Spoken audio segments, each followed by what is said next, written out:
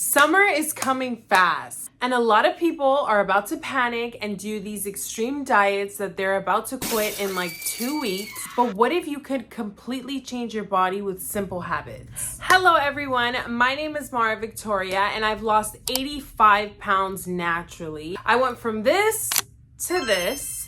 Today I'm going to be showing you a step-by-step guide on how to lose weight, how to stay consistent, and actually see results before summer, during summer, and even after summer. Okay, these healthy habits are forever. Before we even talk about calories, before we even talk about protein, steps, and going to sleep early, and doing this and journaling, I want you to figure out your why. Why are you doing this? What is at the end of you losing this weight? I know this might sound tedious, but I want you to write it down. This is personal, so take it personal. Act like it's personal. I want you to write it down and keep it close to you. It is so easy to make a plan, but when it comes to your day-to-day choices that you make, it's gonna get hard. It's gonna get tricky. So I want you to remember why you started.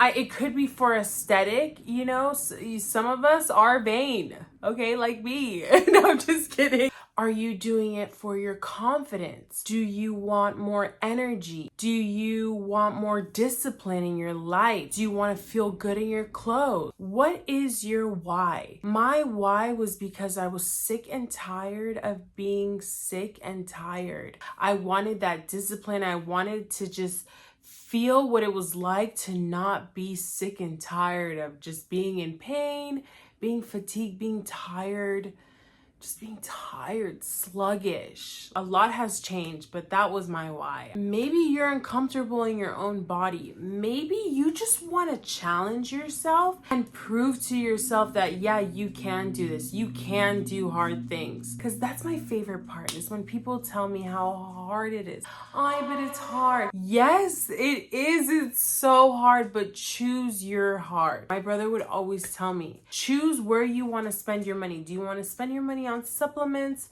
health and wellness things, or do you want to spend your money going to the hospital, paying hospital bills, paying for medicines, medications? Choose your heart. Choose it, because either way, it's gonna be hard. Okay, these next steps, I'm gonna go gradually. I want you to implement these little habits into your life and just try to add one more step in if you can. If you feel like it's going too rapidly, maybe go weekly. Again, it took me a year and a half to lose this much weight. Now I'm focusing on muscle, so my journey still continues. I want you to implement these little habits into your life, and I promise you the weight will come off. So number one, starting off strong with walking. Just walking 10,000 steps. I know that might sound like a lot if you work like an office job or if you work from home. It can be tricky because if you're not intentional with your steps, for someone like me, I work a desk job, the most I'll get is like 2,500 steps, 2,500 steps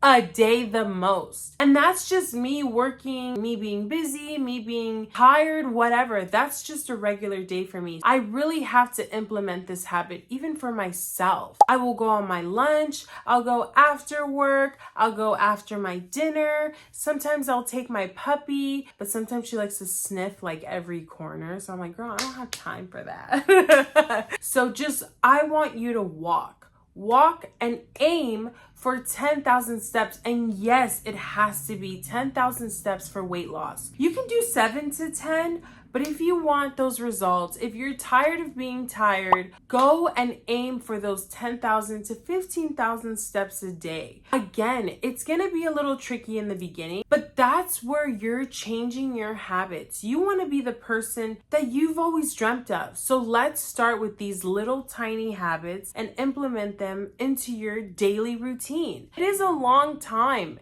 10 to 15,000 steps, I'm not gonna lie, it's a long time. It can get boring if you're doing that every day. In the beginning of the week, you're like, okay, here we go. And then towards the end of the week, I'm not gonna lie, you get tired, you get bored, or you just don't want to. And those are the days that count the most. So trust me, walking is where it's at. Next, I cannot emphasize this enough, but simplifying your meals. Sometimes we get so carried away with our meals. I'm also speaking for myself when I say this. Girl, it's all about simplifying your meals. We don't have to get too crazy. Sometimes I'm like, how much rice, how much sweet potato should I have, or how much chicken should I have? Simpler meals means you are more consistent. So something for me that's super easy and that I have quite often are boiled eggs. Boiled eggs on the go, I love them. You forget about how convenient and how yummy boiled eggs are. Also tuna. Tuna's so easy and inexpensive. I like to pair it with some seaweed snacks, maybe some avocado to make it almost like a yummy little tuna bake. Or even like a tuna melt. I'll have some sourdough bread, melt some cheese, and apply, I'm dead. It's my makeup turn. I'll add a bunch of tuna. You can do high protein wraps, which is what I do as well. It's so convenient, so easy. I use that low carb mission tortilla. And my number one baby right now is protein shakes. I love protein shakes. They're so convenient, so yummy, and a great way to hit your protein. And we'll get into that later. And they're just yummy. They're just bomb as hell. I always have veggies, protein, and rice. It's so easy. Same thing with a wrap. You can have your wrap, which is a carb, your protein, and your veggies will be your salad. And if you don't like that stuff, find something that you like. There's a ton of recipes out there. Find what you like and make it low carb or low calorie, for you during this time, during your weight loss phase. But it is so effective and it's so sustainable when you like your food. Trust me. Because if not, it's just gonna lead to you being restricted during the week, and then on the weekend you're just gonna want to eat in abundance or binge eat, and that's not what we're trying to do. We're trying to make this sustainable and for it to be effective and use these tools for the rest of your life. Next, what you can do during this time is track your calories. If you don't know how to do that, there's an amazing app called MyFitnessPal. I use them. I don't work with them. I also don't pay for like a subscription. I use the free version and I love it, and I feel like it's accurate enough for me to stay on track. But I do love MyFitnessPal. And if that's too much for you, then just get a journal.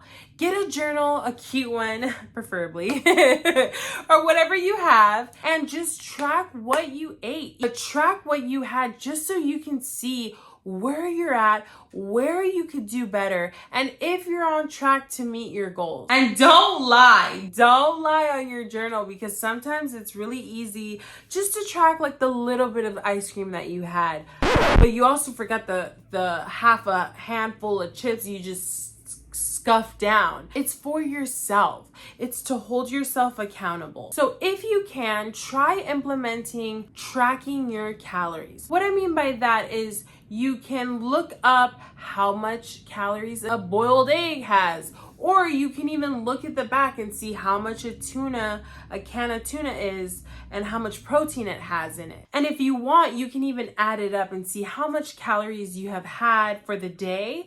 Or like I said, you can use an app and track your calories. And then I also just love seeing everything I've done for the day in my phone. Like I can track it, I can see it if I'm on track. I can even see if I can have a little bit of like low carb ice cream at night. I'm like, can I have ice cream? And then I'm like, okay, no, I can't. Okay, girl, we didn't cut back 20 calories ago. Whatever way it will make it sustainable for you, any way that it'll make it easier for you to be consistent, do what works for you. I know some people hate the thought of calorie counting and calorie tracking because they think it's like obsessive.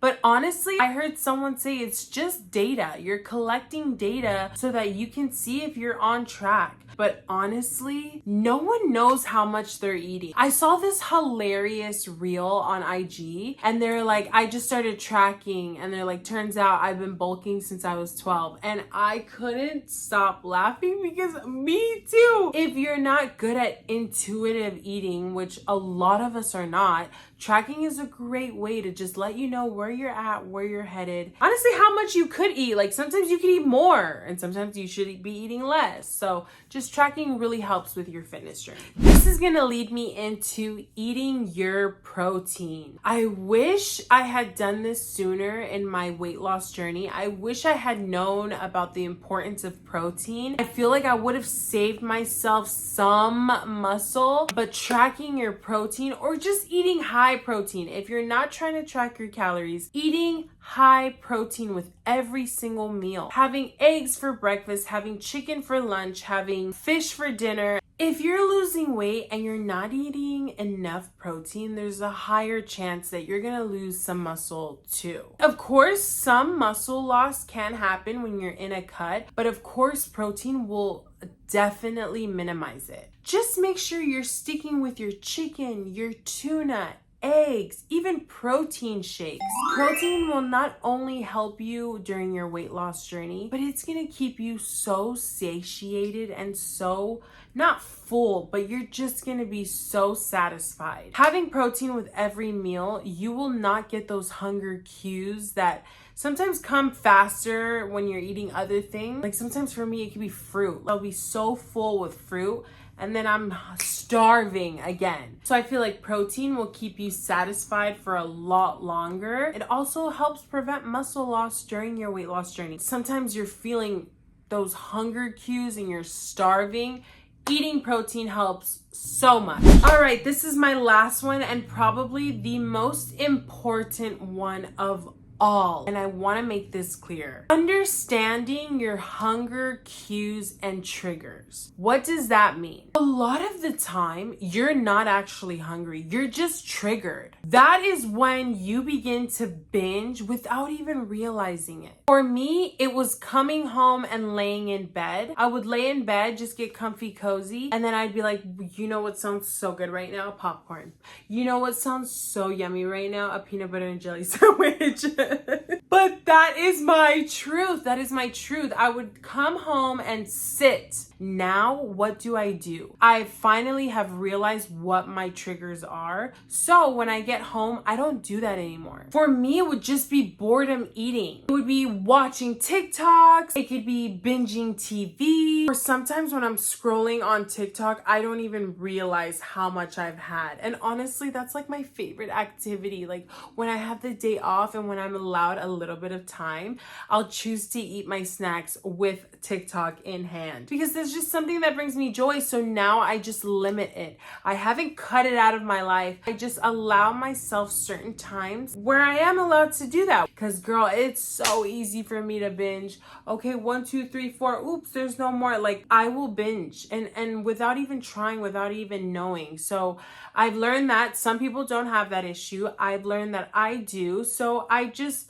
act accordingly. I'm allowed to have that stuff just in moderation. Some solutions are even just not having the snacks in your home. If you don't have that luxury and you live with a ton of other people or your family and they all want their snacks, it's just gonna take a lot for you to stay focused, stay laser focused, but I know you can do it. But just try not to reward yourself with food. Try to reward yourself with other things, which is something I'm learning myself. And lastly, of course, drink more water. I know that's so simple, but drink more water. Sometimes you're not even hungry, you're just thirsty. Sometimes just drinking a glass of water or drinking even like a low calorie soda, a sugar-free soda like a Diet Coke or a Coke Zero. Those can also satisfy your needs. So now I allow myself a little sugar-free soda and that really helps. That even helps with hunger cues and sometimes you're not even hungry. You just want a little something.